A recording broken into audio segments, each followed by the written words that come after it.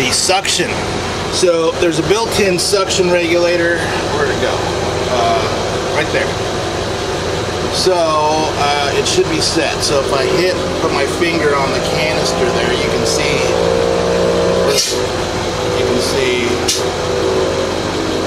Bam. That works. So it's a Skor suction regulator. These are my favorite, actually. I don't like the kind that have to plug into an outlet like the oxygen.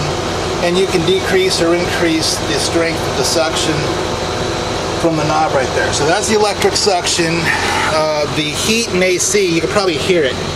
It's a scorcher of a day today, so I have it going. There's a switch in the front too, in case you leave it on accidentally. You're driving back to the station from the hospital and you're like, oh, I left the AC or the heat on in the back.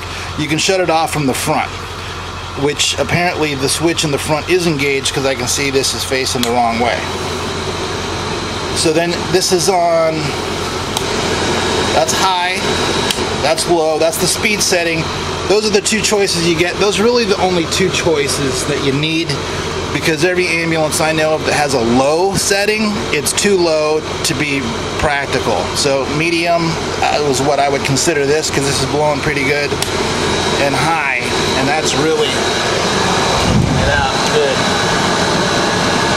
There's that.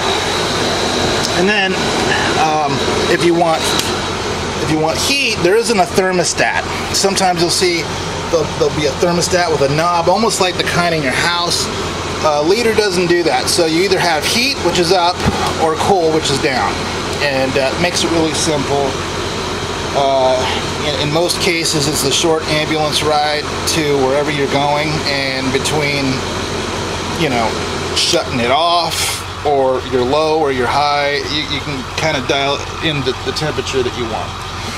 There's a spot down here for a sharps container.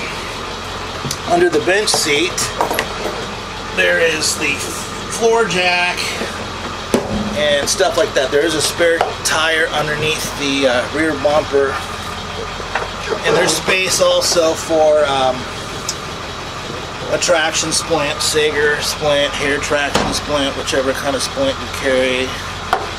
Fit that down there. There's also controls for the rear floodlights, which are like the rear load lights, and the dome lights in here. And then this is for the fluorescence. If you want to put a timer, the fluorescence will go. I'll turn it from over here, and bam, there's that. Let's see, what else?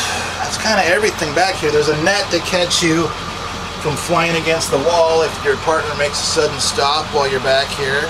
Oh yeah, and there's more switches for the right floodlight and the patient domes from this side too.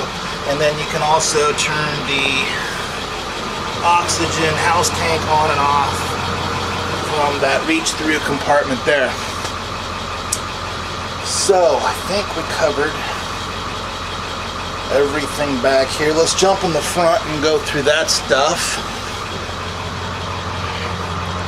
And then it's got power door locks back here too, so if you want to do your doors or whatever, and that works, all the doors.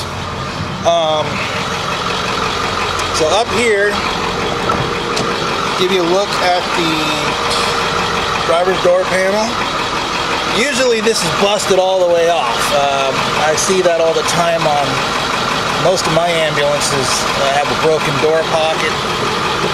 There's the well step. The floor's in great condition. There's no heel hole. Sometimes a hole develops from the heel.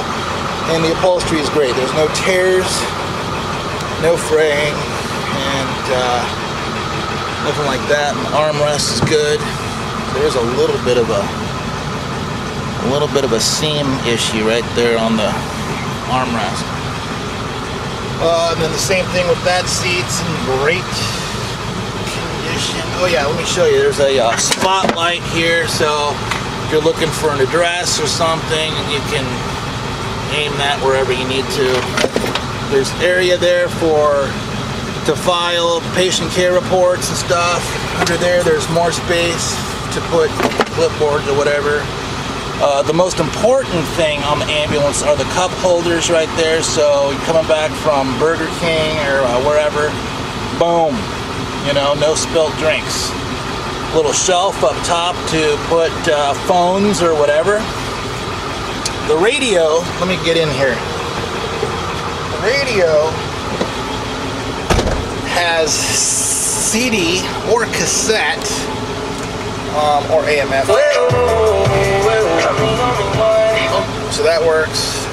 You can probably hear the air. I have the air on. Let me turn it off. So there's the air conditioning, and let's go through this. So you got your fan speed selector. It's on high. So let me put. All right. So max air, and then you got all these settings in the middle. You got low, which is wimpy. It's too low. That feels good. Okay. So then you got your normal AC, which is a little less than your max AC. You got vent for heat. You got off. You got floor. You can hear the actuator door moving as I turn this. You got a mix, and then you got defrost. There's that. And then of course you select your temperature with thermostat right there. And then we have the Ford horn. And then let me see if I can zoom in on the odometer.